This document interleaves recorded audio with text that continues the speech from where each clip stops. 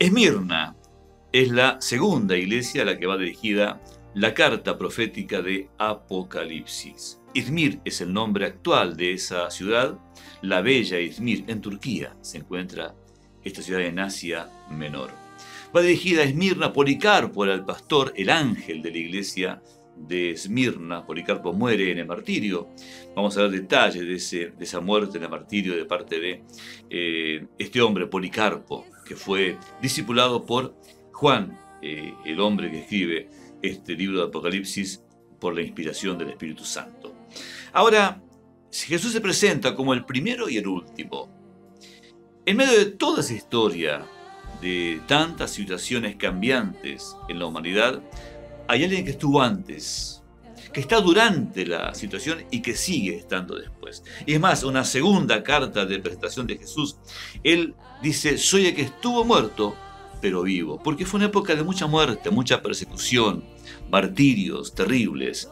10 grandes persecuciones se han producido en esta etapa de 200 años de la iglesia, donde pasó ya la etapa apostólica, y esta es la etapa en la que están los primeros líderes, los primeros pastores de la iglesia, ya muertos los apóstoles. Entonces, como antes había una referencia, líderes a seguir, que eran los apóstoles que han estado con el Señor, una vez que no están, mantener el barco estable no es tan fácil, pero hubo hombres consagrados, muy consagrados a Dios, como Policarpo, por ejemplo, que justamente le dieron el equilibrio a la iglesia, su ejemplo, su testimonio. Y en esta iglesia de Esmirna, precisamente, el Señor le dice a esta iglesia: yo conozco tu pobreza, pero tú eres rico. Y como que no tiene coherencia. ¿Cómo es que sos pobre y sos rico? Y a diferencia de la carta a la iglesia de la Odisea, la séptima iglesia, dice: tú dices que eres rico, pero yo te digo que tú eres pobre, desventurado, ciego y desnudo. Y es que en realidad había una pobreza material, una riqueza espiritual. Porque en esta etapa era cristiano que estaba dispuesto a morir por Jesús. No era, que daba algún beneficio material o social ser cristiano. No, era un constante peligro de persecución y de muerte. Entonces a la gente le quitaban sus bienes, sus propiedades, eran acusados de ateos. ¿Por qué? Porque no adoraban a los dioses visibles, a las imágenes de Zeus, a los dioses paganos. Entonces eran acusados falsamente de ateos, cuando ellos sí creían en el Dios que era espíritu y verdad. En estos días los césares se atribuían la capacidad de ser dioses. Entonces ellos pedían, exigían adoración. Y los cristianos decían: no, yo tengo un Señor que es Jesús y adoro solamente al Señor. Todo esto, una combinación de situaciones que llevaba a que fuese una época muy difícil para la iglesia. Inclusive le dice el Señor: sé fiel hasta la muerte y te daré la corona de la vida. Policarpo fue tomado prisionero. Tenía 86 años el anciano pastor cuando llegó el tiempo de su martirio. Ya habían sido martirizados líderes de la iglesia, habían muerto. Un anciano, por ejemplo, ahí estaba el procónsul, Quadratus, el nombre de este procónsul. Le dice: pero tenete piedad un poco, le decía a este viejo, a este anciano cristiano.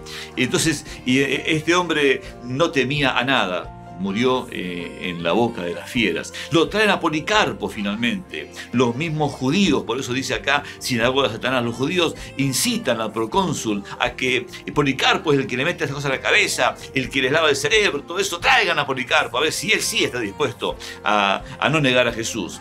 Era muy simple, para salvar la vida era decir: no, está bien, comienzo a adorar al César y salvaba la vida, adora a tus dioses y salvaba la vida. Y lo traen a Policarpo, y estaba allí Policarpo, y el procónsul le dice: pero sé un poco más vivo, Policarpo, voy a tener solamente un poquito, adorar al César y ya está, salvás tu vida.